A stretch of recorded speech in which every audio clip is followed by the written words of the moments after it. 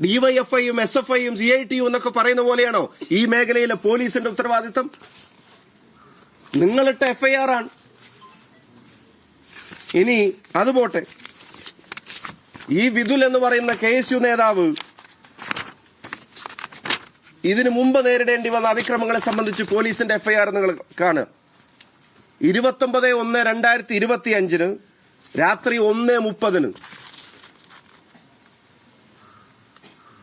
ഈ ഇരുട്ടിന്റെ സന്തതികളായ ക്രിമിനൽ സംഘങ്ങൾ നടത്തുന്ന അതിക്രമങ്ങൾ. രാത്രി 1:30 അന്യായക്കാരനും സുഹൃത്തുക്കളും ധർമ്മടാംശം പാലയാട് എന്ന സ്ഥലത്ത് വിനോദൻ എന്നയാളുടെ വീടിന്റെ 2ാം നിലയിൽ പേയിങ് ഗസ്റ്റായി താമസിച്ചു വരുന്ന മുറിയിലേക്ക് 8ഓളം വരുന്ന പ്രതികൾ കുറ്റം ചെയ്യണമെന്ന ഉദ്ദേശത്തോടെ കരുതലോടും കൂടി മാരകായുധങ്ങളുമായി അതിക്രമിച്ചു കടന്ന് അന്യായക്കാരനെ ഇരുമ്പ് വടി കൊണ്ടും മരവടി കൊണ്ടും കൈക്കും കാലിനും അടിക്കുകയും പൽചക്രം കൊണ്ട് ഘടിപ്പിച്ച ഇരുമ്പ് വടി കൊണ്ട് തലക്കടിച്ചത് കൈകൊണ്ട് തടുത്തതിൽ കൈക്ക് പരിക്ക് പറ്റുകയും കൈകൊണ്ട് തടുത്തില്ലായിരുന്നെങ്കിൽ തലക്കടി കൊണ്ട് മരണം വരെ സംഭവിക്കുമായിരുന്നു എന്ന് പിണറായി വിജയന്റെ പോലീസ് ഇട്ട FIRൽ പറയുന്നതാ. ഈ വീട്ടിലെ അതുൽ എന്ന് പറയുന്ന ഒരു KSUക്കാരൻ, വിതുൽ ബാലൻ എന്ന് പറയുന്ന ഒരു KSUക്കാരൻ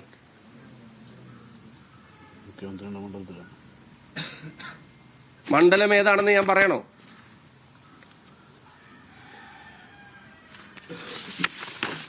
ഇനി പാർട്ടി സെക്രട്ടറിയോട് ചോദ്യം. ഇല്ലാത്ത അക്രമത്തിന്റെ പേരിൽ പാർട്ടി ഓഫീസുകൾക്ക് തീയിടുന്നു, പാർട്ടി ഓഫീസുകൾ തകർക്കുന്നു, സ്തൂപകൾ തകർക്കുന്നു.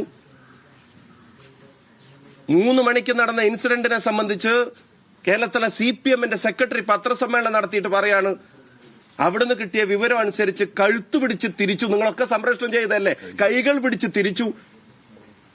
എവിടെയാണ് ഗോവിന്ദ മാഷെ? ഏതെങ്കിലും കേരളത്തിലെ കാഴ്ചയുള്ള ഒരാള് ആരോഗ്യമന്ത്രിയുടെ കഴുത്ത് പിടിച്ച് തിരിക്കുന്നത് കണ്ടോ? കൈകൾ പിടിച്ച് തിരിക്കുന്നത് കണ്ടോ? ഞങ്ങൾ വേണ്ട, നിങ്ങൾ കണ്ടോ?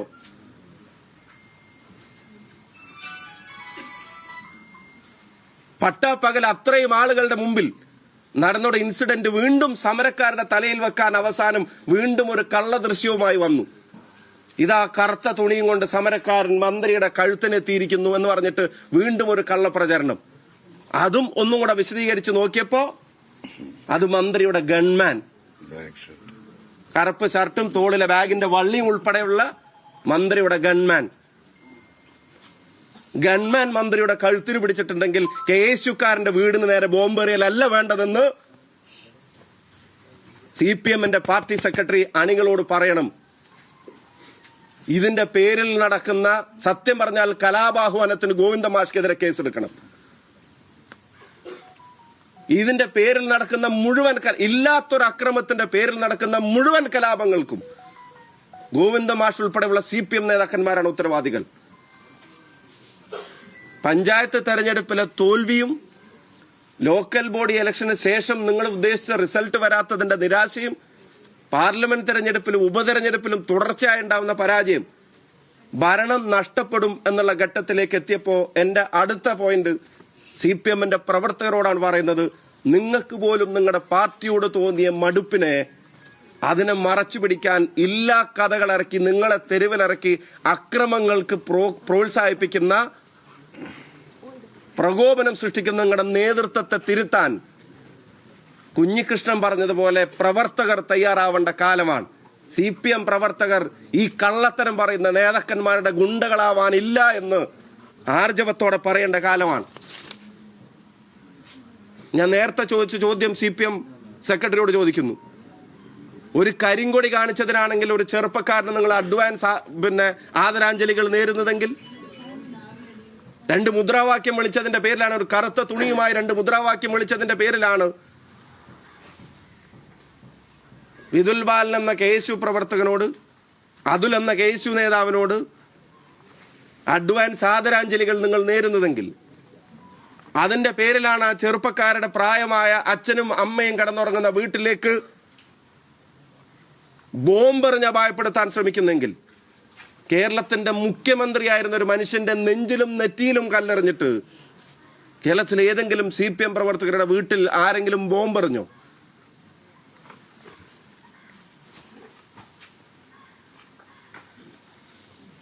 ആരെങ്കിലും ബോംബെറിഞ്ഞോ? ഇനി അടുത്തത് പാർട്ടിയോട് തന്നെ ചോദിക്കുന്നു. കഴിഞ്ഞ ലോക്സഭാ തെരഞ്ഞെടുപ്പിനിടക്ക് പാനൂരിലെ ഷെറിൻ എന്ന് പറയുന്ന ഒരു ചെറുപ്പക്കാരൻ ബോംബ് നിർമ്മാണത്തിനിടെ മരിച്ചു. ബോംബ് നിർമ്മിക്കുന്നതിനിടയ്ക്ക് അത് പൊട്ടിത്തെറിച്ചിട്ട് മരിച്ചു.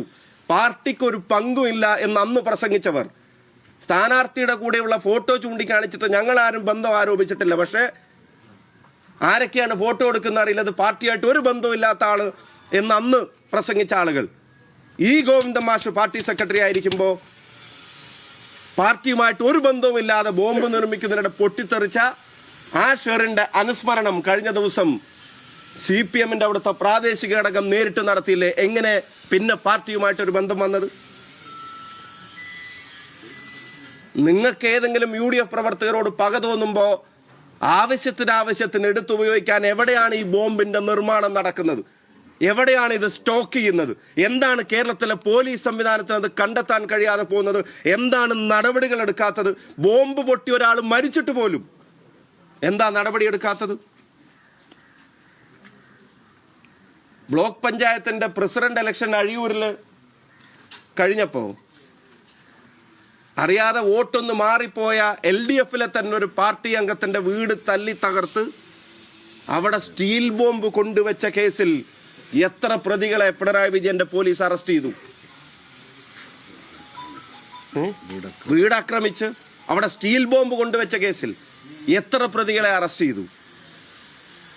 CPM ക്രിമിനലുകൾ ബോംബെറിഞ്ഞാൽ പോലും വിരലനക്കാത്തൊരു പോലീസ് സംവിധാനം ഈ നാടിന്റെ സമാധാനത്തെ, സ്വസ്ഥതയെ കെടുത്തുമ്പോൾ എൻ്റെ അവസാനത്തെ അഭ്യർത്ഥന കേരളത്തിലെ ജനങ്ങളോടാണ്, ഈ കെടുതിയെ ഇനി നമുക്ക് തുടരാൻ അനുവദിച്ചുകൂടാ എന്നുള്ള തീരുമാനം നിങ്ങൾ എടുക്കണമെന്ന് ഞങ്ങൾ അഭ്യർത്ഥിക്കുക.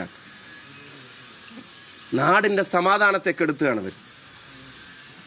ഏറ്റവും ഒടുവിൽ ഞങ്ങളുടെയൊക്കെ മേലെ വല്ലാതെ കെട്ടിവെച്ച് അടച്ചാക്ഷേപിച്ച ഈ നാടിനെ തമ്മിൽ തല്ലിക്കാൻ ഇറക്കിയ കാഫിർ സ്ക്രീൻഷോട്ടിലെ പ്രതികളെ എന്താ കേരളത്തിന്റെ പോലീസ് കണ്ടെത്താത്തത്?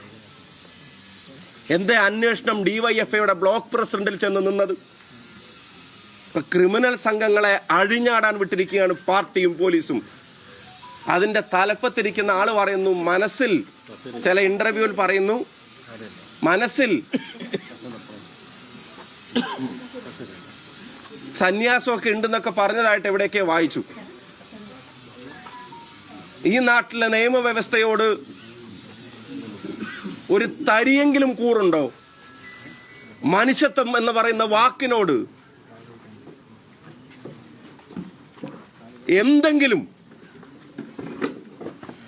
അർത്ഥം കൽപ്പിക്കാൻ ഈ ഭരണകൂടം തയ്യാറില്ല എന്നുള്ളതിൻ്റെ കൃത്യമായ തെളിവുകളാണ് ഓരോ ദിവസവും നടന്നുകൊണ്ടിരിക്കുന്നത്.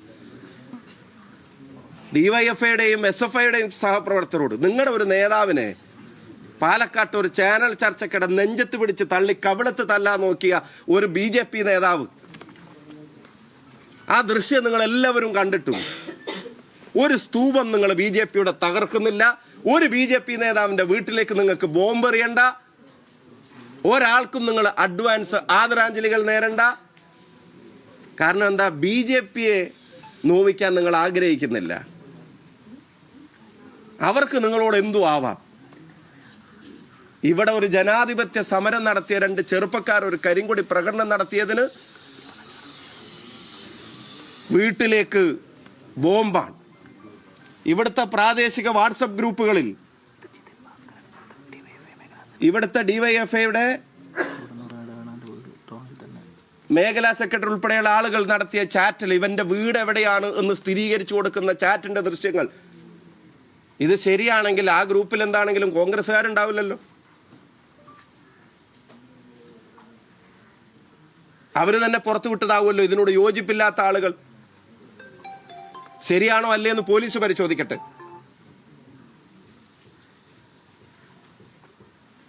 ഞാൻ വീണ്ടും ആവർത്തിക്കുന്നു, ജനങ്ങളോട് ഞങ്ങളുടെ അഭ്യർത്ഥന, ഈ കെടുതിയെ ഇനി തുടരാൻ അനുവദിച്ചുകൂടാ.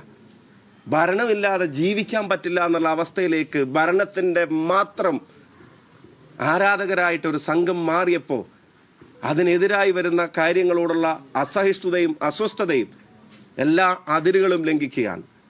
ഒരു മന്ത്രി തന്നെ നേരിട്ട് കള്ളപ്രചരണത്തിന് നേതൃത്വം നൽകുക, മുഖ്യമന്ത്രി ആ തിരക്കഥയിൽ വേഷം അഭിനയിക്കുക, പാർട്ടി സെക്രട്ടറി ആ തിരക്കഥയിലെ കലാപാഹ്വാനത്തിന് നേതൃത്വം നൽകുക. കേരളത്തിലെ ഏതെങ്കിലും മൂക്ക് താഴ്ത്തോട്ടായിട്ടുള്ള ഏതെങ്കിലും ഒരു മനുഷ്യൻ കേരളത്തിൽ അവിടെ ഒരു അക്രമം നടന്നു എന്ന് പറഞ്ഞാൽ വിശ്വസിക്കുമോ? സമരക്കാർ മന്ത്രി എന്തെങ്കിലും ചെയ്തു എന്ന് പറഞ്ഞാൽ വിശ്വസിക്കുമോ?